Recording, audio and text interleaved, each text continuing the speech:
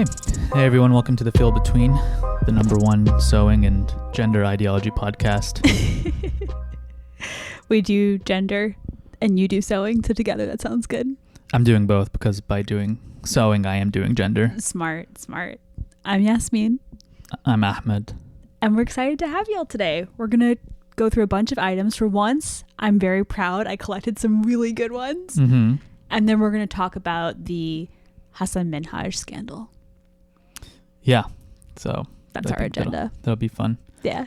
How have we been? I've been good. I just sewed a tote bag. Uh-huh. It's hard. It's really hard. It looks to great. sew. Yeah, and now that I finished, it doesn't look very good actually. It does. No, the fabric is just nice. Everything I did to it sucks. I don't think it's true. Your stitches look really good. No, it's pretty bad. But it's definitely giving me much more of an appreciation for clothing. And I maintain that all clothes should just cost $5 million. I mean, yeah, I don't know about 5 million, but I think sadly you're right. They should cost a lot more than we pay for them. And I'm having a hard time just conceiving of the idea of pants. Like as a concept. I just don't understand them. They're just like too complicated. Way too complicated. The bag took me 4 hours of, I think, probably total time at the machine. And you were like, yeah, solidly the whole time. Yeah. Yeah. It was, pretty tough. Mm-hmm. But it was fun. And I got a needle jammed in the machine, so right. I gotta figure that out. We're having kind of a nice rainy, chill weekend. Yeah, we just got back from a nice bike ride. We did not. We were gonna go, but then it was like raining, and both been feeling a little down today, and we just went and got pastries. Which is almost clothes. like a bike ride. Yeah. I'm gonna go to Home Depot after this and get stuff to it's fix good to have couch. a chill weekend. We had a really fun weekend last weekend, but it was very busy, so it's good to like rest. Yeah. Do you want to say what happened last weekend? Did we not? Did we record? Oh, we recorded before. Yeah. Oh shit. Yeah, it was my birthday and you threw me a big surprise birthday party, and it was so fun. Not a lot of people, but 3 people came from North Carolina, and which is a lot. Sweet. That is a lot. I mean, it was super sweet. I wouldn't come from North Carolina for me.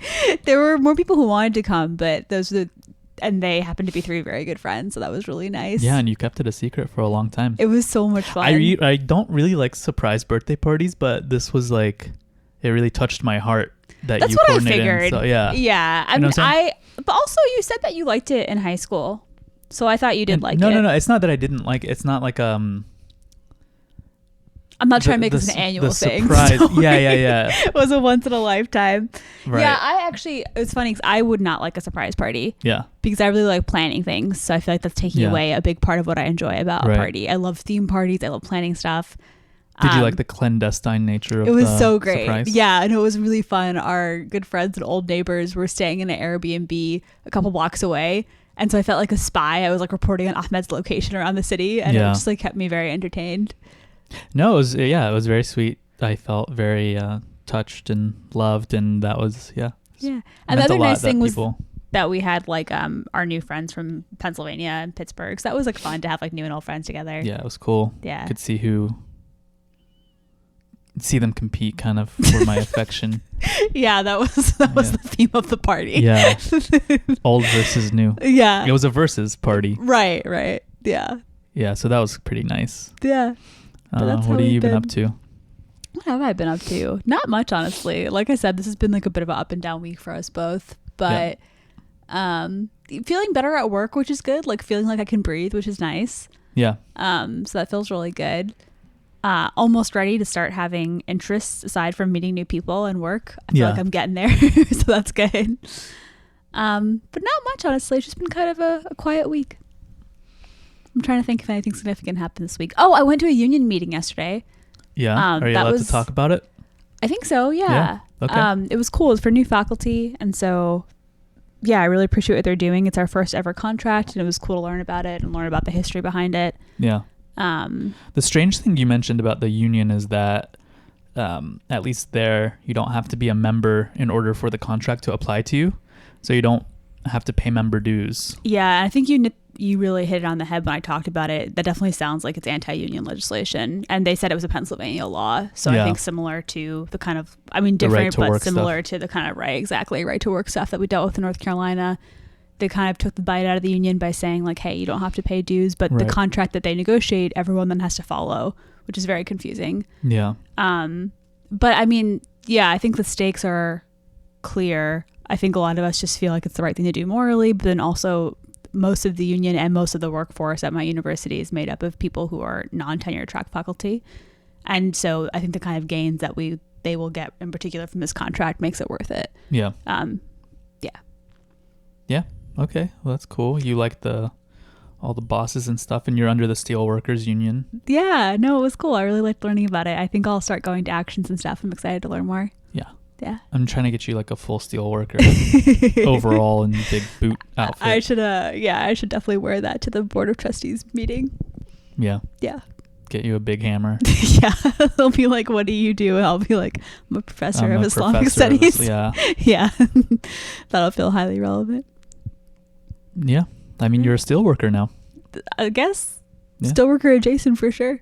You gotta look the part. Yeah. The other thing that was fun last weekend while we had friends here is that we got to explore some really cool old abandoned buildings in Pittsburgh, of which there are quite a lot, actually. So much big infrastructure here that's empty. Yeah, I think an eerie but also kind of a hopeful feeling. Like there's a lot of room for creativity. And I don't know. Well, we went to one that was an apartment building. Yeah. It was an apartment building. Right. I think it was a schoolhouse before. Yep. And that didn't feel hopeful because there were people living there and then they weren't. Right. I don't know why. I still find it hopeful. I just have an idea of like wherever change happens in the U.S., it'll be a place where there's like access to water and like. Yeah. But there's a lot of housing potentially. I don't know. Something about it I just find kind of moving. Yeah. Yeah. I got to follow up on that Eric Adams thing and see how because I don't know if I mentioned it on here, but I don't think you did. He'd passed something that's supposed to make it easier to utilize the unused Manhattan office space for which housing. Would be great because since COVID that's been so empty and there's such a need for housing in New York City. It's like the only good thing Eric Adams, it sounds like, has ever done. He seems like a weird guy in general, but I mean, it's like one of those things that I'm like, this is a great idea, but we'll see. But when you put it into motion, how are the landlords just not gonna fight you on every? You're so right, but the thing is, like, they can't be making much money now, so I don't know. Like, hopefully, it's better than nothing. I don't know if the city pays for it, but I have no idea.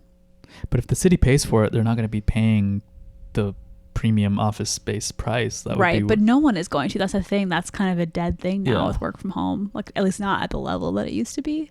Yeah. I mean, what will probably happen, depressingly, is it'll probably just become more expensive housing, is my guess somehow. But yeah, I'm not sure. But yeah, I'm really craving like a fall photo shoot in all of these beautiful abandoned buildings or in some of those sites. So yeah, that is on my to-do list for this fall. Yeah. Yeah, we can make that happen. I gotta find my camera. I'm guessing it's in the basement. You think so? Or maybe in that one box you have not unpacked that I shoved into your closet. Yeah. Did you like how I did that? I thought that was good. Yeah, I really like that. Yeah, it was a good way to move it away. Yeah. You hate when stuff is out like that. I do. Yeah. Yeah. It makes me sad. It doesn't bother me. I know. Yeah. But I get that it bothers you. But now it's a good system because you have like your blue bin out and I can't see that from where it is. It's better than the box. So I feel happy about it. Yeah. Compromise, baby. Yeah. Name of the game. Okay. What's should I start with items or do you want to start? I'll start. I've got a good Pittsburgh one. So now that we were talking about Pittsburgh and spaces. So I'll preface this by saying that the idea is very sweet. Okay. So I don't want to sound like a hater. There's this puppet named Amal, which means hope in Arabic. Okay. And she represents like Syrian refugees. She's a puppet. Yeah. So she like represents like Syrian children. She started as kind of like a art project, humanitarian effort. She started in South Africa and she's been touring. She's been in the border of Syria and Turkey and she's been in Manchester. She's now visited 15 countries. So the idea behind this sounds really cool because like basically she travels around the world and she's supposed to raise awareness and like often comes with like different campaigning and programming. And she was in Pittsburgh this last like week, and I had heard of her before, and so I was like, oh, this is cool. But look at her. Wait, she looks so scary. At least to me. Like when I had read about her before, I was like, oh, that's really cute. Oh my god. She just looks so scary. Oh, Jesus Christ. It looks like if she like she kind of looks like a weird doll version of Lin-Manuel Miranda if he got like really terrible hair That's actually plugs. really accurate. That's so sad. Yeah, she's not pretty. She's like 12 feet tall. She's very big. The hair is like thinning. It looks terrible. It was like very different than what I had imagined based on the sweet things I had read.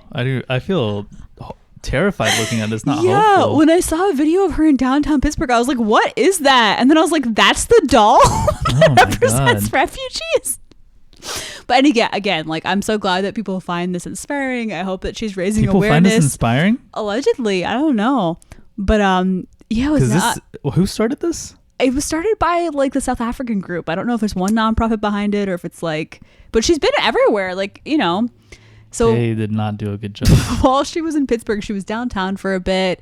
And then I think she was at some like nonprofit. Not scroll enabled on your I don't know trackpad. She was at some nonprofit organizations, and then she went to like a playground in Wilkinsburg, and apparently there were real kids that interacted with her. Children. Yeah. Yeah, not what I expected, but I guess that shows you the art is subjective, you know? Oh, what is her interacting with another puppet? It was supposed to be Alice in Wonderland. Oh, what are they doing? I mean, Alice also looks kind of scary. Yeah, but I just not think as bad. 12-foot puppets are a little scary. She also, like, her face. Well, they gave her very severe features on her face. Yeah, her face looks kind of like an old woman's frown face. lines. She does not look like a child. I mean, unless they're really trying to get home like the ravages of war on her. I feel so bad for laughing. But I guess she's had like a hard life because she really doesn't look great. Yeah, she looks like a guy who's been just drinking heavily. Yeah. No, she's supposed to be a child. I don't know. And it kind of just also looks like dreads. Like, it's just... Yeah. Ooh. That's nightmarish. Yeah.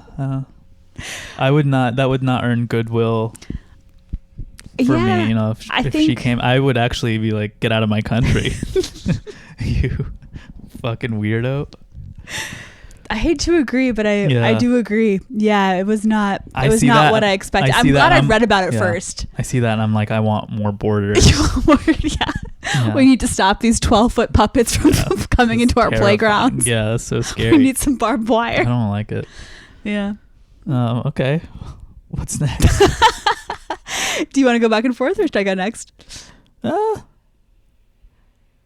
You just hit me with another one. All right. So I got sent actually right before we recorded by my two good friends a faculty position, open rank, for the UATX. And this is a project that we've been following for a little bit, the University of Austin. Oh, is this the one that was started by Barry Weiss? Yes. And like all those. Okay. Exactly. Yeah. So it's going to be an anti-woke university. Right. But people have been kind of speculating that it wasn't really going anywhere because they announced this. They have like a 7-year or 10-year accreditation plan. Yeah. They announced it in 2021 and it was like Barry Weiss, Ayan Hirsi Ali. Yep. Like a real beautiful group Sam of Harris, folks. Maybe. I wouldn't be surprised. I'm looking at the Wikipedia article right now. Steven Pinker, but he's pulled out. A lot of people have pulled out. Okay. Because it started as this kind of like ideological anti-cancel culture thing. Yeah. But, they've failed to actually create a university. It seems to be more of an idea. Right. But they're now hiring, which is interesting. Mm-hmm. So their thing is dare to think. I wonder if Peter Thiel is funding it. Who's that? He's like a kind of like a libertarian-ish tech billionaire guy. Let's read about whose boyfriend recently killed himself. Oh, geez. That's sad. I don't know who they're funded by. I think it's all private money, though. Yeah, the project reportedly raised $10 million in private donations and aims to raise $250 million to launch the undergraduate and graduate programs. Mm-hmm. But yeah, it's become somewhat of a joke because it's like, all right, we get it, but like, are you going to actually create? They like say dare to think. Yeah. Well, yeah, which is in keeping with the whole kind of libertarian, anti-woke, right-wing thing. That's like, you will be persecuted for asking certain questions. Yeah. But really, people are just like, hey, you're an asshole because right. you're just like, I mean, not all. I don't know. I don't want to also paint with Barry the broad Weiss is at the New York over. Times. Ayan Hersilius served as a politician. Is she None still of at these the New York people. Times? I don't know, she but like might none of be. these people are like barred from public life. Right. Oh yeah, maybe she's not. Let's see where she is. I don't think she's now. at the New York Times anymore. You're right. She's definitely had bylines there, and I think in the Atlantic as well. Yeah. Yeah, so here's the posting. Pretty competitive, to be fair. 90,000 for an assistant professor. Mm-hmm. Teaching load is like a 2.2. Mm-hmm. It's pretty good. But it's like for anything. It's such a weird posting. It is I could do that. interdisciplinary core curriculum. Seminars examine subjects such as the foundations of civilization and political life, the importance of law, virtue, order, beauty, and the sacred, the unique vibrancy of the American form of government and way of life, Oh, wow. and the Okay. character and consequences of ideological tyranny. Faculty can also teach occasional advanced seminars of their own design. Initially, they're going to offer concentrations in ethics and politics and literature and creative writing, Mm-hmm. and they may expand to include concentrations in theater and film and art and architecture. I will say, I think the one thing that's smart about this is that, the humanities are kind of under attack at a lot of universities. Yeah. And so I think it's actually really smart to try and, from a right-wing perspective, to try and like fund more people to be in those spaces. Yeah. I mean, for the Yeah. longest time, I think the right has felt that it's like very much been losing the culture aspect of the political war, right? Like they've been winning politically on a lot of stuff, right? Like they stacked the courts. They've been able to hold up any sort of real progressive legislation politically. But I think the one thing that really sticks in their craw is that like Hollywood and all this entertainment stuff, like it's very much apart from like a conservative ideology. Yeah. And now this is like a way to start to undo that and bring in all this, liberal arts stuff into the conservative sphere a bit more. And you can see that with like Ben Shapiro is trying to essentially start his own fucking Disney. He's such a robot. It's just so funny to think about him like, I think it's strategically smart, but it's so funny to think about him like caring about anything creative. But it's a smart thing to do. I agree. I mean, it's strategically it's good, right? Like if you feel like they're laying the groundwork for 20 years from now. Yeah. Right? Yeah. But all the content fucking sucks. It's awful. It's going to be a hard battle. We'll really see if money can buy creativity. That's the thing is a lot of the creative people are anti-establishment in a way that is not necessarily maybe libertarian. I could see that. Yeah, right? Like, I agree, but not like yay. But I mean, state. I guess this is kind of more of like a conservative libertarian thing. I don't know. It'll be interesting to see how things kind of start to line up. But I'm thinking about like the conservative comedians, and it's just like Steven Crowder. Like, ugh. I don't know who that is. Yeah. Yeah. I don't even think I could name another one. I mean, maybe like what is that from the Opie and Anthony guy, Anthony Cumia. It's not anyway, not a large list for sure. No. But yeah, some of this like makes sense, and some of it is just like they're just describing what a class is. Like it's so vague. Like other requirements. You will be in a room. Yeah. There will be somewhere between 15 and 30 Literally. children. Other required courses include seminars on method, not what method, focused studies of single authors, and substantive introductions to the cultural histories of geographic regions. Okay, so outside you're Europe going to be looking at a map.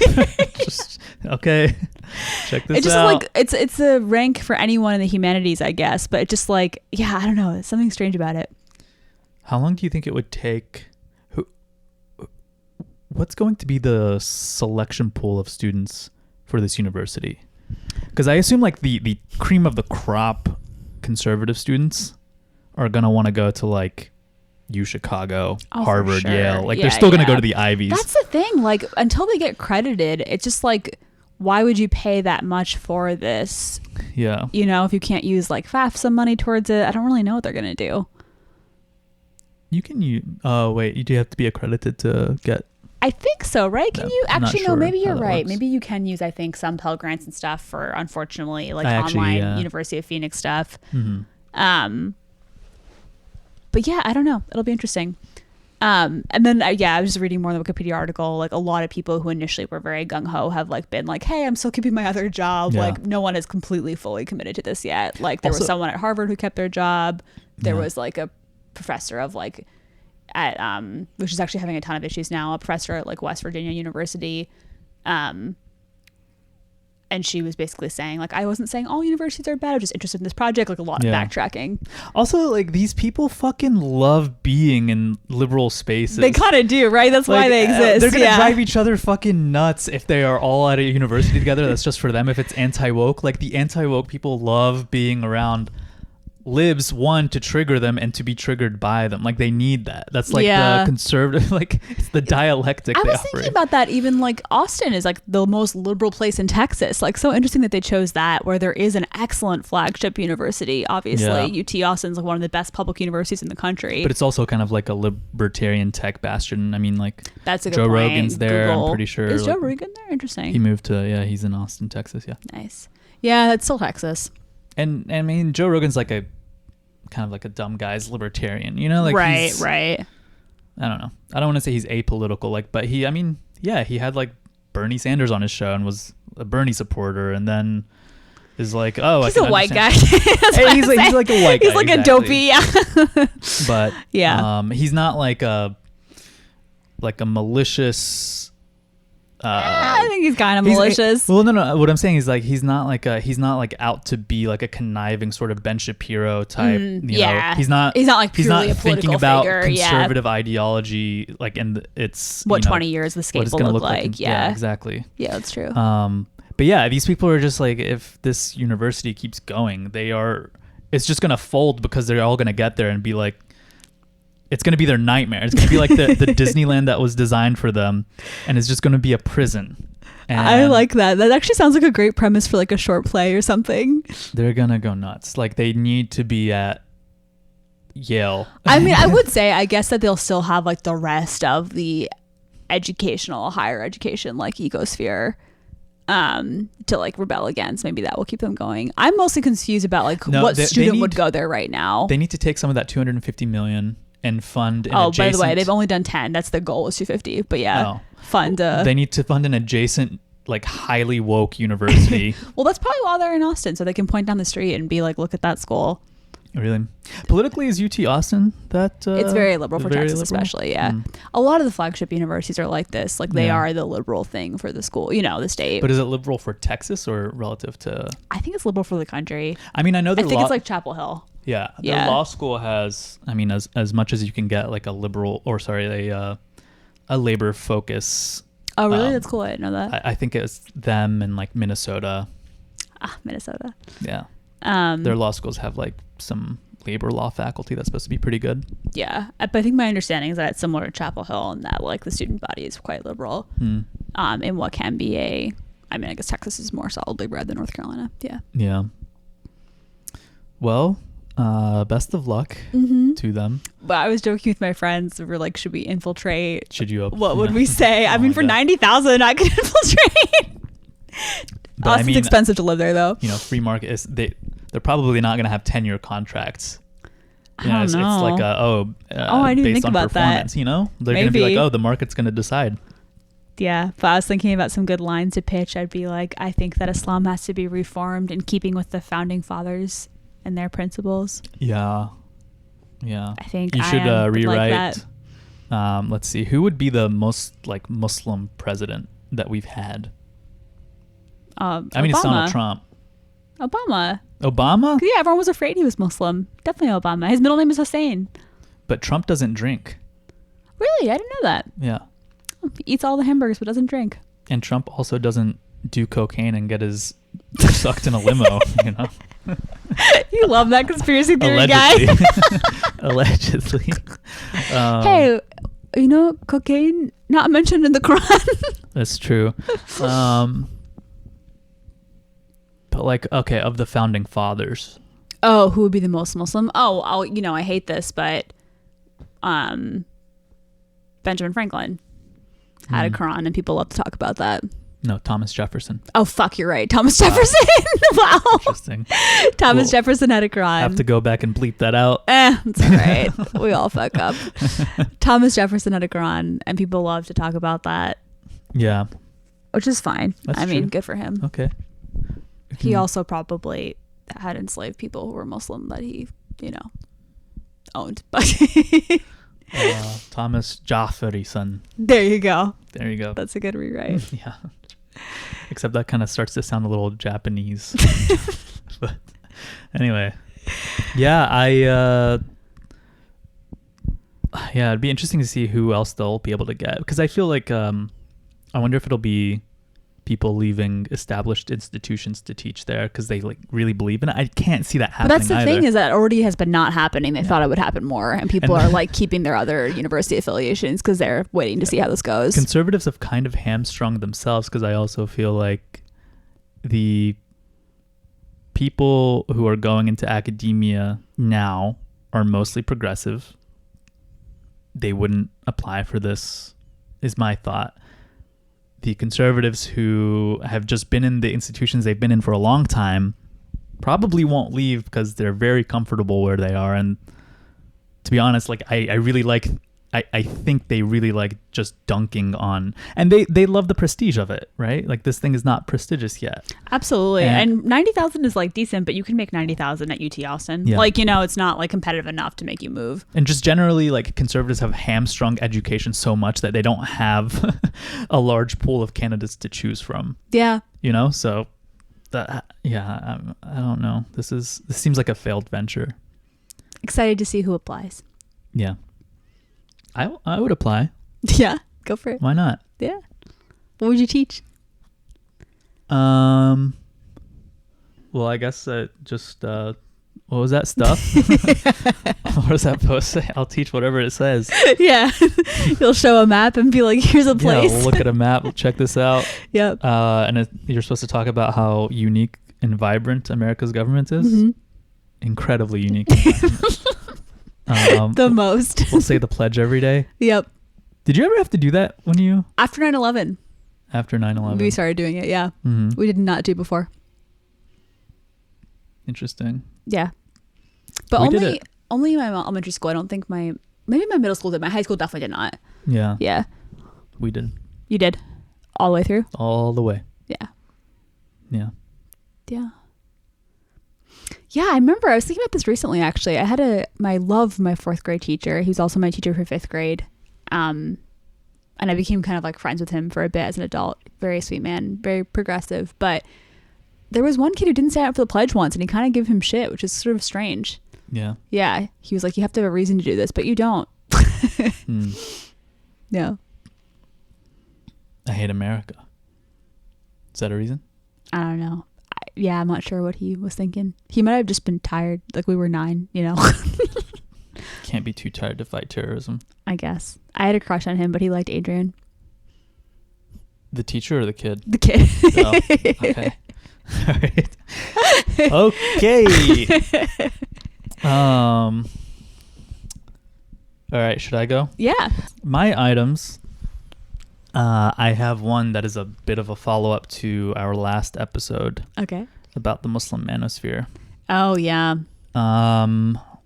It's a video of Sneeko at some sort of event, and some very small children who are his fans come up to him and Are you constantly recommended Sneeko videos now? Yes. Oh gosh. Yeah. Don't get radicalized, baby. Yeah. My TikTok feed is a disaster. I bet. It's awful. In the name of research, it was sacrificed. So like I said, this is Sneeko, and like I said. If you don't know Sneeko, you should listen to our last episode. Right. He's a Muslim convert, kind of bad boy personality. Bad boy. Yeah. Bad boy. Mm-hmm. Very bad boy. And these kids recognize him.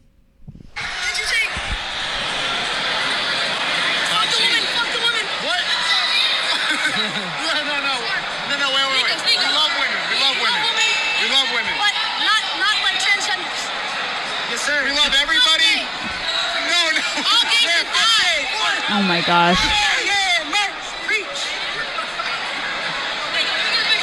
Yeah, asshole, this is what you're doing.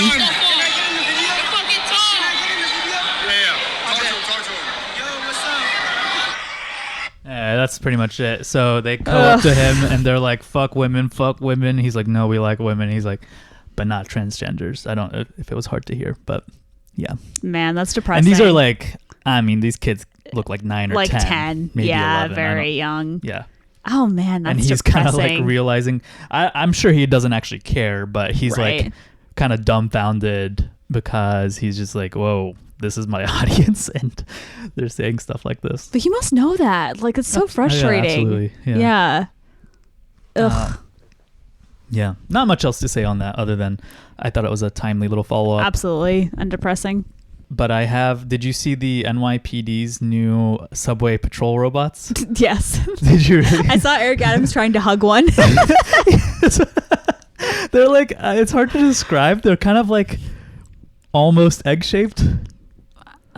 But my first thought was like, these things are just going to get jerked off on like so much or like pissed on. I hope they do. Whatever. They really like deserve it. Pushed into the subway. Tracks. Yeah, absolutely. Like what does this thing do? Like it looks like a marshmallow. How does the thing patrol? Unless guns come out of it at some point, like what is it? Or a taser? What is it supposed to? I don't know, but I hope that they're all defaced to hell. And you know the thing about this is that like it's a toilet. It's gonna be a urinal. Like that's what it's gonna be. The money that goes into shit like this that could actually go into like improving public transit is just crazy. It's just like, I wonder, like, I hope that the police are also motivated to be like, yo, this could take our jobs, you know, like yeah this is like the thing that's designed to just someone is just like, how do we design something that's for the NYPD but not threatening? Yeah, it doesn't look scary. And then this is just what you come up with. I mean, eventually if they have pepper spray or something, that'll be scary. Maybe that's like the next step. Maybe, yeah. I mean, you're just like looking at this, right? And you just have to realize that millions of dollars went into designing and building it. What is effectively a digital marshmallow. Yeah. Like an egg marshmallow. I think it looks so stupid. I should actually read the story to see what it's capable of. Like maybe it has like a mini tactical nuclear weapon in it. I actually have to run to the bathroom. Do you want to skim it? I'll wait for you to go to the bathroom. Thanks. But I'm not doing any research for this show. Okay. I'll be back. All right. I pull up at 3:30 in a 3:30. Bust a couple laps and then we leave early. Everybody in the team surly. Nobody's scared to get their hands and feet dirty. I don't touch the swine and the beef jerky. Always double check if the meat turkey. I'm pushing beamers, I didn't need a teacher. Underground sound coming out of speaker. I sold 100 foul, I didn't need a feature. Check this next album, it's even deeper. I pray to Allah cause he's the receiver. I look up at the stars when I need a breather. What were we just talking about? The marshmallow robots. The marshmallow robot. Anything else you... No, I hope we such see a waste of next money. Time we go. Yeah, I think they're starting them off just in the Times Square. Oh, the fancy new. Oh, is that a new station? I didn't know that. No, Times Square. Oh, I'm thinking of what is it? The Hudson Yards one. Oh yeah, I hate Hudson Yards. It's not real. Okay. Next up, I have probably my favorite example of political corruption. Okay. That has happened in the last, I think, forever. Wow. Okay. I mean, I think I told you about it the other day, right? It's the... No, you didn't tell me any details because I wanted to know. You just said it was corruption and it had to do with Egypt. That was it. Right. So Bob Hernandez, who's a pretty prominent Democratic senator, he is in trouble for bribery and corruption, and I just love that apparently when feds just went over to search his place, they found gold bars. Which I just love the cartoonish old school nature of that. You just don't see that anymore. It's usually like some sort of digital wire transfer or whatever, but yeah, not as satisfying as straight up gold. The weightiness of the gold bars. Where did he get them? Conjures questions. I don't know. Like, how did they transport them? Did they give them to him in a briefcase? Did they? shipped them on a pallet. Did they give them to him one by one over the period of several months? Wait, what was the Egypt connection though? So the Egypt connection, I think, because we love pyramids. Yeah, you gotta know. And I'm reading straight here from the indictment. Mm-hmm. And I'll read for a little bit. So the second indictment here is corrupt relationship resulted in Robert Menendez, the defendant, promising to take and taking a series of official acts and breaches of official duty in exchange for bribes that benefited him both directly and indirectly, blah, blah, blah, blah, blah. Promised to and did use his influence and power and breach his official duty in ways that benefited the government of Egypt. And Wael Hanna, aka Will Hanna, the defendant, an Egyptian-American businessman, among others. Among other actions, Menendez provided sensitive U.S. government information and took other steps that secretly aided the government of Egypt. Menendez also improperly advised and pressured an official at the United States Department of Agriculture for the purpose of protecting a business monopoly granted to Hanna by Egypt and used in part to fund the bribes being paid to Menendez through Nadine Menendez. Second, Menendez promised to and did use his influence and power and breach his official duty to seek to disrupt a criminal investigation, blah, blah, blah. So, actually, I hadn't heard of this guy before. What state does he represent? Ooh, is Menendez from Jersey? Let's look. Sounds like a Jersey guy, honestly. I think that's a good guess. Bob Menendez. That's him, right? Yeah. Yep. Good job. New Jersey. Yeah. So the Egypt part, not all that excited. I mean, it depends on what sort of secret information, but it seems like mostly he was protecting or helping this guy just kind of maintain his business monopoly and give him an unfair advantage. But again, I gotta respect the gold bars. It's just a good classic touch. It is. It's very classy. If you're gonna everyone now is embezzle doing and insider defraud trading. Yeah, you should have like actual gold in your house. Yeah.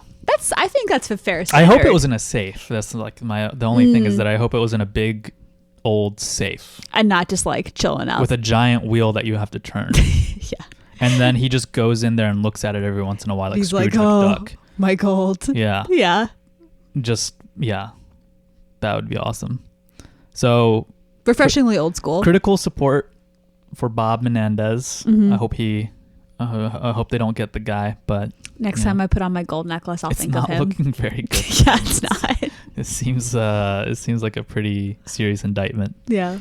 Okay, and then last thing I have. Do you have any more things? You have a video. I've got one. I'm gonna just play it by ear. You go first.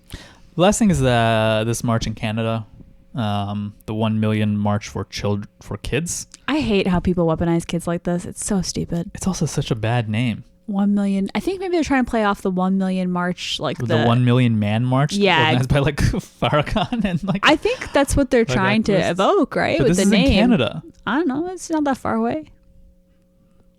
I mean, but it's just called the 1 million march, not 1 million man march. I feel like you need a thing. Yeah. Yeah. It's not like a 1 million mothers march. That would make sense. That's like some better alliteration too. They should have done that. Anyway, so I think this happened in Calgary and a few other parts of like more conservative parts. Calgary, the Texas of Canada. Yeah. Thousands of people turned out. It's against doing gender ideology in schools and like, LGBTQ ideology and all that stuff. Parents who are upset and feel like their children are being sexualized at a young age. Because they're learning about gender identity. I don't even know if they're learning about gender identity or if people are just weaponizing. I mean, I'm sure in some instances, there's like libraries and stuff have had drag queen story hour or whatever. Probably but not as far at as like schools, have a set curriculum. They do. I mean, unless you're talking about like, oh, their teacher's gay or whatever, but the teacher's not like, oh, kids, let me show you what it's like to be gay and have sex. Right. Like, that's not happening. And there was a lot of Muslim involvement in this, unfortunately, right? Quite a few. And I think from what I can gather is that this was like, like a pretty large effort across multiple cities and towns. And maybe each one had its own like kind of little organizer. But yes, some of the partner groups in it were led by Muslims, and some of like the local marches that happened under it were definitely led by some Muslim Yay, activists. integration. Yeah, I mean, so they can definitely agree on Something. this one thing. But, yeah. I don't know which came first, because apparently this has been planned for a while. But that letter that we discussed a while ago, that was the open letter that was signed by a bunch of imams here.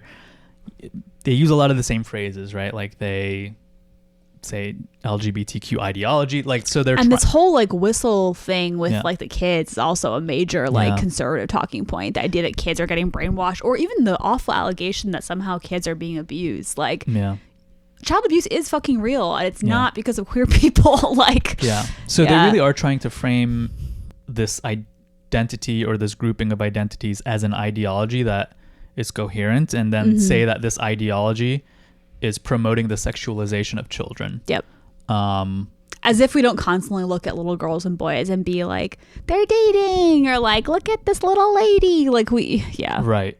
I mean, it's just we're all doing gender all the time. They just don't like how people are doing gender. Yeah, exactly. I mean, I don't know. It's I hadn't really heard about this disheartening until to you see. told me, but then after you told me, I started seeing it around more. And Trudeau actually came out and like said that, there's no place for hate in Canada. I'm glad that he said something.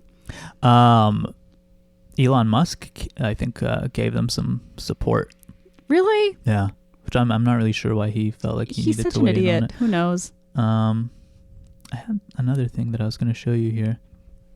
Well, actually, are you done with that one? Because I have something kind of linked to that, just in terms of keeping with the Canada. No, this is actually part of the. Oh yeah, show me them. One of the groups, or actually, I'm on the group's website, the 1 Million March for Children. So I thought maybe let's look through the code of conduct. I like how they did 4 as a 4. I know. That's what I'm saying. It's like the number 1 million march, and then the number 4 children. It's so it's amateur and childish. It's odd. It's like really they like came up with that, and they're like, yes, this will get people together. This really has a song cadence to it that will make people want to come out, but not in a gay way. So they of course have it in English and French. Ugh. It's even worse in French somehow. The 1 Million March for Children is a mission to unite humanity around our common goal of... It's kind of broken in lines like poetry. You see how it is? Around our common goal of protecting children from premature sexualization and potentially harmful indoctrination. As responsible citizens, we have civic duties to safeguard the freedoms we've inherited from those who went before us. What is that talking about? No, I guess colonizers. Okay. To protect the most vulnerable among us and to promote a brighter future for generations to come. Discharging these duties requires... Who wrote this? This is such a weird phrasing. Yeah. At least the other letter was kind of well written. Discharging these duties requires a commitment to put the mission first and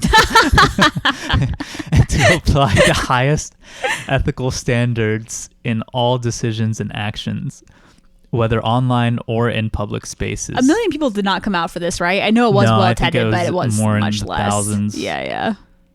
Oh, okay. So here's a PDF of all their Their guiding demands. principles and values. The guiding principles, expected behaviors listed in Table 1 are intended to be applied hierarchically. Ethical dilemmas. What? It's like they're just creating a totally new religion. Values expected. And values are in Table 2. Okay.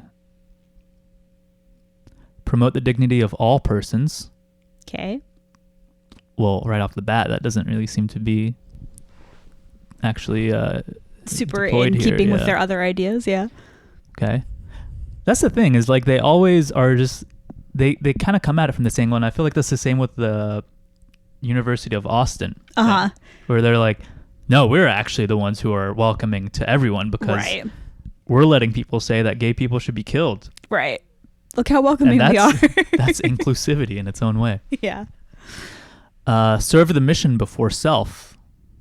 These sound like such like strange platitudes. Like, is there anything specific even about being gay here, or like respect the rule of law? Oh.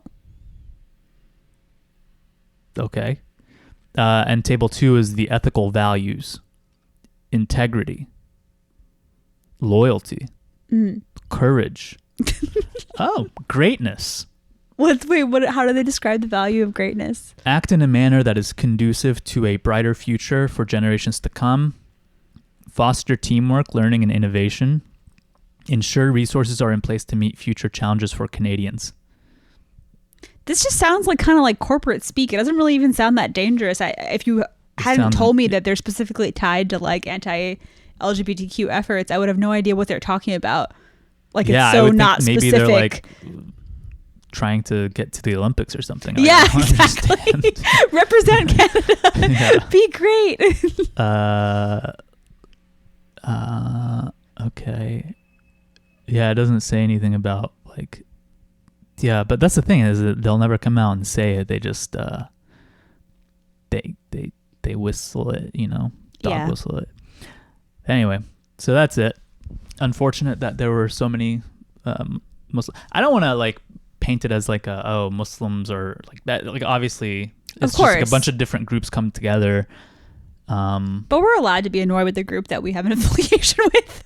I think that's like why we feel strongly about it, obviously. And to the extent that like there are families or like people or whatever who are like genuinely struggling with this stuff, like I feel like there should be some space to like have a dialogue, but like that's not even what they're trying to do. Right. It's not like, oh, hey, we, some people have potential conflict with this or that or learning this or whatever. It is just, again, you're lumping in this group of people and like getting all rattled up about this like premature sexualization of children. That's a really good way of framing that. I appreciate that, because it's a generous take. Like, we're not saying like, right, like if you have recently immigrated from a country where you weren't used to having these conversations about gender and sexuality in these ways, that couldn't be jarring, and that there isn't like something thoughtful to be done there with school systems. But yeah, like starting with a base of like, gay people are sexual predators is not a starter to a conversation. And it's a very hard, in a way, very like Canadian American right-wing take that's also kind of shoving stuff down people's throats, But I know we've like brought this up in with the Sneeko stuff and the Muslim Massacre stuff. Like, I don't want to paint like I Muslims see what you're saying. Are like, whatever. I mean, we went to Joma yesterday and heard a nice. We went to the mosque. We don't hate Muslims. I was just saying, like, that was a nice khutbah about, do you remember how he was talking about like knowledge and not using knowledge as like a basis for discriminating against the other? Yeah. To be clear, because a spiritual knowledge, you can never be morally certain about it. Wow, you got a lot more out of that chuppah than I did. That's really sweet. I was kind of falling asleep. He's like, you can't have the, moral certitude because spiritual knowledge is not a thing that can be. I woke up and he was talking about Umar, and I was like, oh, the caliph, but it wasn't like one of the Rashidun caliphs. I was like, I don't know who he's talking about. Mm-hmm. No, you're so right. I mean, yeah, you're right. It's good to clarify that. I do think that people will hopefully get that, like, I think that you do have a right to kind of criticize groups that you affiliate with yourself. Yeah. And not even a right. Some might say like a duty. Yeah.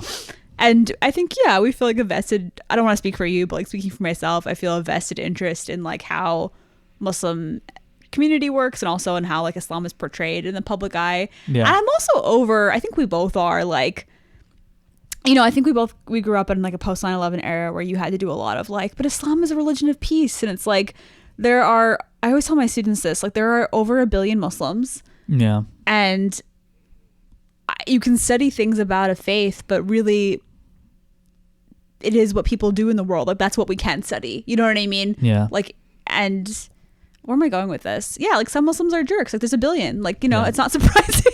No, that's very true. Yeah. But just not trying to do Sam Harris's work for him. But like, do we have to worry about that anymore? I feel like we're done, right? Whatever. I don't know. That's like very sweet of you, but I don't care anymore. Like, I don't think like, and also I think it'd be one thing if we didn't identify as Muslim. Like I do think that's a key difference with someone like Ayan Herseli. You know what I mean? Yeah. And I don't think that like the essential kind of tenets of the faith contain hate in a way that I practice them, Yeah. But do I think that there are people who use that for hateful messaging? Like, yeah. For sure. Yeah. But no, you're right. That's good to be thoughtful about because we've been on a bit of a kick. Right. Yeah. Okay. What else you got? I had one more Canadian news item that I just thought was interesting. I don't have a ton to say about it, but there was a Sikh man. So people often say Sikh, but it's actually apparently Sikh. Yeah. A Sikh man who was killed in Canada. I'm blanking on his name, so I'll check here. It was Hardeep Singh Nijjar. He's a Canadian citizen, and the Canadian government has accused India of killing him. He advocated for Sikh separatism in South Asia. So at the time of partition in 1947, after British colonization ended, Pakistan and India became separate states, and then I think it was 1972 Bangladesh became a separate state from Pakistan. But there was kind of, before partition, there was conversations about like what would it look like for Sikhs to have their own state. Yeah. The way that Muslims were in essence advocating for their own state, which is, you know, complicated and not something we're going to get into here in too much detail. But Sana Saeed, who's a journalist, like said it really well in a way that really interested me. Just like that India has been really ramping up anti-minority sentiments. Like the BJP is kind of on a really terrible tear. And this seems like in some ways the first sort of thing that's holding them accountable. And it's a really interesting one because there are so many people of South Asian descent in Canada and it is such a melting pot and it's such a kind of specific niche issue. And I don't know much about this kind of movement, but apparently it hasn't been very active lately. And it's just kind of a wild thing and a very bold thing to do if it is true, to kill a citizen of another country on their own soil. Yeah. I mean, even if he used to be an Indian citizen, he is a Canadian citizen and has been for a long time. Yeah. And it's, yeah, I don't know where I was expecting accountability to come from, because I feel like if you aren't, if you don't have like a connection to South Asia in some way, I feel like there's not a lot of public discourse, that, at least in my opinion, from what I've seen, as much as there should be, given how bad the Indian persecution of Muslims has been lately. And this is obviously not someone who was Muslim, but just kind of like an attention to the Indian state and kind of how fascist it's gotten potentially and how like out of hand it's gotten. I don't know if that makes sense, but yeah, I found it really interesting. Yeah, I mean, it's scary to think that you're just in a totally different country and then they just get you like that. Yeah, and that's like some shit that we don't move. Like to like. Well, it is. I mean, you're right, but it's the kind of thing that I think we tend to pawn off on countries that we are not allied with in the way that we think about it. Like in a movie or something, it would be like Russia would do that, or like you know. Yeah. And they've each pulled their like diplomats out of the other country, right? Yeah.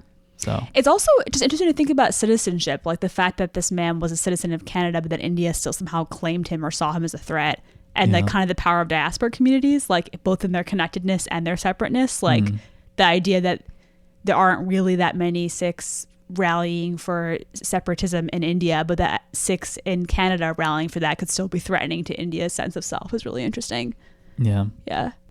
Well, it's hopefully this will be good for Justin Trudeau after the very offensive brown face, which I would say was most visibly aligned with Sikh people. He was wearing like a turban and stuff. I think he was playing like Aladdin. I don't think he was doing Aladdin. Aladdin wears like a coat, like an all torn. Oh yeah, I don't know. I think he said he was Aladdin for like Halloween or some shit. It's definitely not Aladdin. It was, yeah. Aladdin wears like a no shirt and then just a vest. Seriously, you're taking Aladdin's costume. And a tarbouche. And then like the big pants. Yeah, look, dressing as other races is not good. And Justin Trudeau I think is doing the right thing here. Yeah. Yeah. I'm not Canadian. I don't have any opinions. I mean, I have opinions about him wearing brown face. It was really silly. And he really went for times, it. Yeah, it wasn't like casual. Like, it was like painted. He loved doing. Yeah. I got one more item to end us off. Is it the video? Oh no, I think I'm gonna pass on that actually. Okay. Yeah. Oh, we have to talk about Hasan Minhaj. We haven't even done that. Oh shit, I forgot. That was like our main thing. Yeah. Oh gosh. Well, let's just get to that then. Let's do that. Are you sure? Yeah. I had all my best items are out. Okay. Yeah. All right. So the Hasan Minhaj documentary. No, sorry, the New Yorker story. article. So yeah, so we're talking about the New Yorker article. It's called Hasan Minhaj's, in quotes, emotional truths. And it is a pretty well, I'll read the beginning. In his stand-up, I think it's a bad faith article. I'm just going to say that off the top. Oh, all right. I think it's kind of... In his stand-up specials, the former Patriot Act host often recounts harrowing experiences he's faced as an Asian American and Muslim American. Does it matter that much of it never happened to him? Let's hear your take. So she says it's a couple things. Should we start with some of the facts? Yeah. So I think probably the biggest thing, in my opinion, that he kind of fudged. There was a real life, which we've actually followed out of interest, but there was a real life thing where this white guy was undercover at a mosque in California, right? But was actually an FBI agent, and he kept on like looking for instances of terrorism. He was jacked, and he attracted a bunch of like teenage boys because they wanted to be jacked like him. That was our favorite thing about this story is like the way he was like radicalizing them was like, which is actually I think so realistic. Was like, do you want to get swole? Right. There's a really good This American Life report. That's what it was. That's episode. Right. And he's like informing on all these teenagers and, you know, college age Muslim guys. And he's going back to the FBI and he's just like, all they do is play FIFA. Yeah, he's like super boring, nothing to report on. And one of them is just like getting married and not really spending time with his wife. And she's like pissed, like his fiance. He's just like playing FIFA the whole time, and that's like all the information that he can get out of these guys is. And then he keeps like amping up because the FBI is like, you really got to get something on these guys. He's like, what do you think about jihad? And everyone's like, bro, what are you doing? Like no one's like taking the bait because they don't know what's up. Like no, we just want to work out with you and play.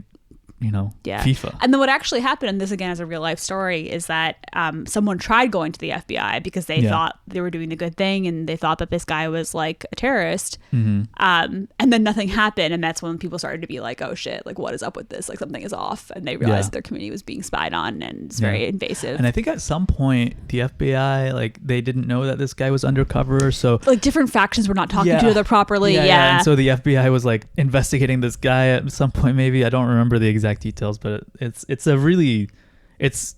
darkly funny. Yeah, and it's a real story, and I will say it's a story that I think resonates with a lot of us. Like I've met people that I was like, are they an informant? Like it starts to fuck with your head when you're in sort of spaces and you grew up in a time where this was like a thing that was happening. It was very real. Yeah. But then the weird thing was Hasan Minhaj claimed that he met this guy and that he had been at his mosque, and that was factually not a fact. And that they were friends, and then his dad saw him on the news and was like, oh, that's brother Eric and whatever, blah, blah, blah. It was the punchline to a joke. Sure. Yeah.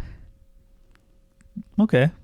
The other things he mentions are, there's they get a letter in the mail. He opens it. This white powder comes out and like falls on his baby daughter. They think it's anthrax. He freaks out. And this is and again, another like emotionally charged story that, they're saying is like, oh, this didn't happen. And then the other thing is the high school. That was crush. less clear to me because she didn't really go into details about how it was not right. But apparently there was more nuance to that story from. I think she just didn't go with him because she didn't want to, or they were friends. It wasn't like a race angle or something, or and Muslim. I think from on stage he'll paint it as like, oh, I liked her, but her parents didn't want me there. That's why they didn't go. Yeah. They didn't want him in the pictures or something like that. And then there was also like he came out with a really great Patriot Act when it was still on special about Saudi Arabia and about the journalist that was killed by Saudi, but he made it seem as though he had gone to the embassy like right when that happened. It was actually like a month before. Yeah. Right. Yeah. So okay, I think all of that, whatever, like these are things that are exaggerated or just false. He creates these stories on stage. I think in the story even it's mentioned that he separates his work on Patriot Act, which was a show that was more like, the John Oliver, like they do some reporting and everything gets fact checked a bunch of times and whatever. And he separates that from his like, solo on stage persona. And I feel like that's fair. Really? I've not done some stand up, so you have like probably an interesting perspective on this. I don't think I have all that interesting of a perspective on it, but in the story, there's like a line where, the woman's just like, let me see if I can find it real quick. They're talking about, how he's, I mentioned that distinction between the Patriot Act and the stage stuff, but the writer says he sidestepped the possibility that most people likely don't parts which Hasan Minhaj they're watching at any given moment. To which I say, the viewer has some responsibility Like, you can't just totally passively watch things. And then on the other part, so she asks him if he felt that he manipulated his audience. He says, "No, I don't think I'm manipulating. I think they're coming for the emotional roller coaster ride." I will say that I disagree with him. I think he is manipulating the audience, but I think the audience goes to be manipulated. It's why we look at any sort of entertainment. It's why we go to the movies. We go to be manipulated. Interesting. We want to feel something. Like, did we go to Oppenheimer and we're like, oh, that wasn't 100%? Like, I hated that movie. It's emotional manipulation. That's like all this stuff is. It's emotional manipulation. And like, I think that's, I'm not saying it's good that he did that stuff, right? I'm just saying it doesn't bother me. Interesting. I have such a different take. I didn't expect you to have this take, so this is really fascinating. But I will say the part of it that bothers me is that obviously like Hasan Minhaj, kind of like he's like a model minority. I'm not like a Hasan Minhaj stan or anything like that. Like, I'm not like, oh, we he's enjoyed the best his stand up when we went to see it live. We did see it. Great, We actually saw the Yeah. stand up where he I think it's when he was Latest shopping the show. King's Gesture around Yeah, or whatever. And you know, I think he can be a little bit corny, and also I just personally I don't love the like the humor that is like almost like navel gazy focused on identity in that way. But you know, of the people who do it, he does a pretty good job. All right, what are your thoughts? The FBI thing really bothered me. There are a lot of people that, particularly in the time period he's talking about, were wrongfully surveilled by the FBI, and that it did really fuck with communities and fuck with people's heads. And I just feel like by pretending that that was you and that you had definite proof, you kind of like fuck over everyone who like actually suffered from that. But this isn't a news report. But he said it like it was fact, and it's like not. I don't know what he means by emotionally true. Like, that did not happen to you, and that was a news item. Also, the hubris. I mean, and obviously you need some like gumption to get to this kind of level of stardom, but like, of course someone eventually fucking Googled that and realized that you were in Sacramento and not in wherever this guy was in California. Like, very fact checkable. Like, why would you say such a... If I were to do that, I would not do things that were so easily fact checked. Yeah, and that's what the end product that you would end up with will be closer to what I think is an exaggeration of emotional truth. And like, I had a stage bit also where I talked about like a crush that I had in middle school, and you know, like a note that she sent me, and but that was real. That was real. So but that was not an exaggeration. She was like, was the one where she was like, "Oh, you're a terrorist" or whatever? She said, "Are you gonna share a room in hell with Osama?" Yeah. Which is pretty funny, actually. Yeah. Props to her. That's like more funny than what I remember. I mean, I don't know if that's funny. I think that's kind of fucked up. But you know, it's funnier than "Are you a terrorist?" It's like more specific. Yeah. But I also did have like, you know, I thought about this because there was an instance in middle school also where I was supposed to like work on like a group project with this girl who I had a crush on. Yeah. And then like one other person who was a friend, and we were supposed to go to this like girl's house, whatever. And then the next day she's just like, "Oh, like we can't do it at my house because like whatever, you know, like my dad's like a little iffy about me, right?" Yeah. I think if I were to do that on a stage bit, I would probably exaggerate some parts of it. Yeah, but again, like I don't blame him for the prom joke, because if that was his emotional truth, and I bet that it was, like, I mean, I don't know, but that makes sense to me that like him being Muslim and him being brown or whatever was an issue for him dating this white girl. Like, that is within the realm of emotional truth. You think the more serious, like the but like I met brother Eric is not an emotional truth issue. But it's a funny story. But it's, I don't know. I just think also, I think that there is, I'm not one for like, oh, you have to have lived through it or yeah, but I also do think when you are known for kind of Daily Show style reporting, you are kind of starting to tiptoe into journalist territory. Yeah, and you probably shouldn't be straight up lying about things that are like not even like within the realm of like, oh, you once played basketball with brother Eric, like you never fucking met him. Yeah. Yeah, I don't know. I was pretty surprised. I'm a pretty big Hasan Minhaj fan. Yeah. I've got a friend who like works on him. I'm really curious to hear her take. Yeah. You got to keep that microphone near your mouth. Yeah. I mean, I get it, right? Like it is a gray area, right? Because the Daily Show has carved out, and what's John Oliver's thing? I can't remember. Yeah, but like they've all carved out this like niche of news and comedy, and a lot of us, that's like how we get our news, like especially when we were growing up. But they all maintain that like they're like we are comedians first, and everything is in service of a joke. I get that it's a little bit weird, but I don't know if this is like deserves a New Yorker piece. That's the whole thing. Like I think it's good journalism. I was impressed. Yeah, it's a hit piece, but also like he made it. That's not surprising. Someone did this. I will say I read a New York Times article that was responding to this, and one thought that I thought was really interesting that it brought out was that was more gracious than I'm being, like that Hasan Minhaj couldn't have become famous unless he became kind of the brown everyman, like that he had to kind of take on this role of like being oppressed by the US in really specific ways. And it's like, I guess I feel more sympathetic with that, but also like, isn't real life nuanced and funny? Like, I don't know. You don't have to have been in the middle of like being surveilled and the anthrax scandal for you to be relevant or interesting or funny. And like, if it is true that there's no way to know this, but if that was required for him to make it as like a non-white comedian, then like something is off that needs to be fixed. Like, I mean, now I'm seeing like a lot of brown comedians who don't really talk about that all the time. Focus on identity at all. Like they're just funny guys or gals or whatever. Like, and it comes up, but it's not like the only thing that they are like. It's not like a symbolic role that they have to play in the same way. Yeah, who's like Sahib Singh? I think he's like one of my favorite comedians. Oh yeah, I remember you playing him. He's hilarious. He's just kind of like he's just a funny guy.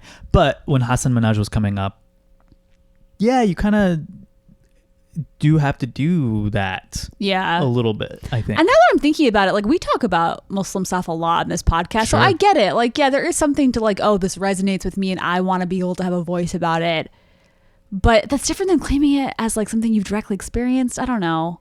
I mean, sure, you could say like, oh, he could have written the joke where he was observing it happen and then add his commentary onto that. But again, like comedians all the time, they'll have a story. It's like, oh, like my wife, left me, whatever, blah, blah, blah. And it's just like, are you going to, that might not have happened. Like a lot of times comedians will just be like, and this really happened. And it didn't happen. And does it make you, does it make them morally bad or does it make, I don't think so. Like people just like act stuff out on stage.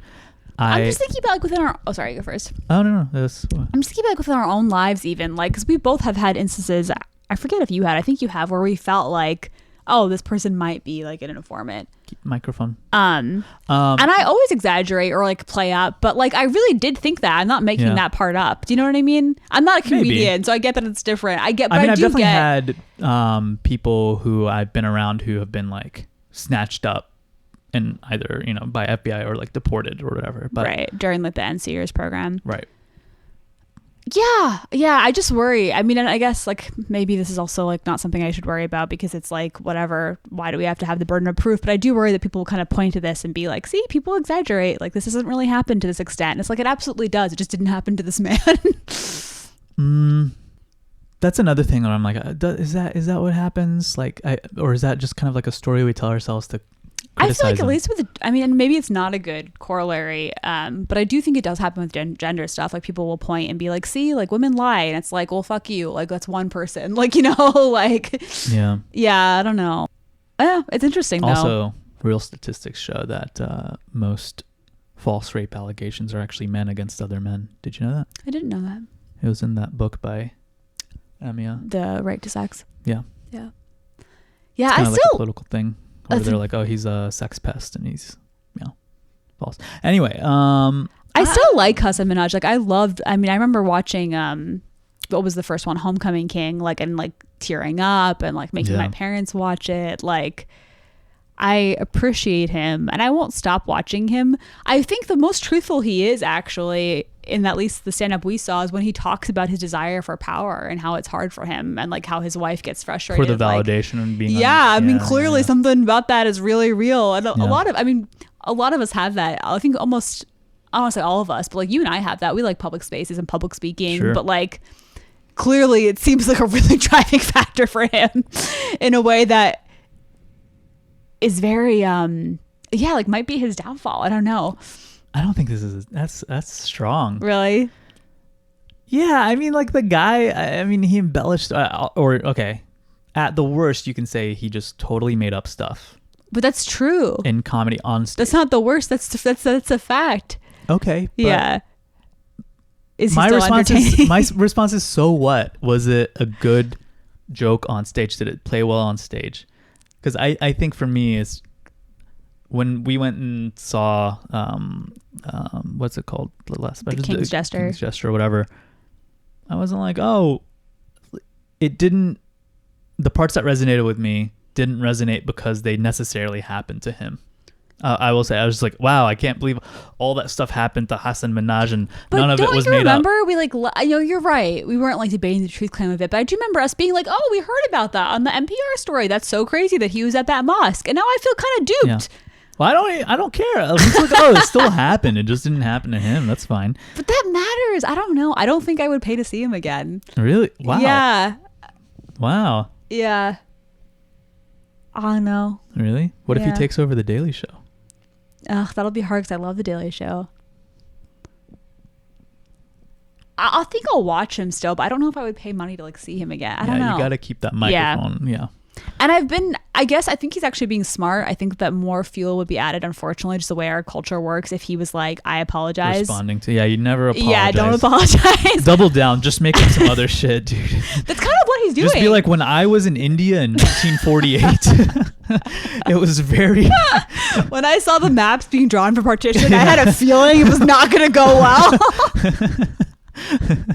Yeah, it's so unfortunate because I feel like there should be room for growth, but truly the right thing, I think, publicity wise, is what he's doing. But it feels even more distasteful to me. I don't know. Yeah. Interesting. I think I'm accustomed to, I get your point that he's using things that actually happened in the news and kind of centering himself in those things, even though he wasn't actually there. But I don't know. I'm going to make a stand-up special around my potential informant experiences. That's what I got out of this. Yeah. Yeah. Yeah. He's kind of like the opposite of Ben Shapiro, where he's just like, oh, feelings don't care about your facts. Yeah. You know? That should be his tagline. Right. All feelings. Team up. No facts. All vibes. But also, this is like silly, but he recently did a bit with Obama where he was like, did you see this? He's like, you didn't actually like read all those books on your favorite books list. You didn't actually like listen to all those songs. Yeah. And Obama was like, yeah, I did. And there was something so weird about it that I was just like, do you just think everyone compulsively lies the way that you do? No, I think that's true. I bet Obama didn't. I bet he had assistants read it too. No, he's a smart guy. Whatever you think of his I'm politics, I'm sure he read it. I'm sure Obama is, I'm sure, very smart guy, but he doesn't have the fucking time to sit and read a book. Yeah, he does. He's done now. I don't know. He's a law professor. Is he still actually teaching courses, you think? I think he's just chilling. I think he's a law professor again. Really? Where? I don't think he's teaching anywhere. No? No. I think he's just chilling. Yeah. Maybe you're thinking of Hillary Clinton, who's like now teaching at Columbia. Yeah. Yeah. She's a colleague of yours. You can say that now. I'm not teaching at Columbia. Huh? I'm not teaching at Columbia. Yeah, but you're all like professors, you know? Yeah, but I don't think of that. That's like too large of a net. Oh. We just have the same profession. That's, wow. But I can't say that. That's true. But you can say that you have the same profession as other people in tech. I guess so. Yeah. Like Elon Musk. Yeah, exactly. Tim Cook. Y'all are colleagues. Yeah, I guess we are in a way. We're all. And as a former stand-up comedian, you and Hasan Minhaj also colleagues. That's the emotional truth. I don't think I did stand up long enough to earn that, but I think so. I will say I think this was overblown. I don't think so. I don't feel swayed on it. Yeah, it's so funny. We've got opposite opinions. I really was like, damn. It doesn't bother me. Again, I'm not like, wow, go Hasan Minhaj. I'm really cheering for you. I think I was a little bit more. Maybe that's part of why I'm so disappointed. I really liked him a lot. Because I don't really like, I'm glad we're kind of moving past this like very identitarian focused like humor. I feel like that killed But comedy it's for a not while. just identitarians. First of all, I love a lot of identity-based comedy. So I think we've got a difference there. Sure. But second of all,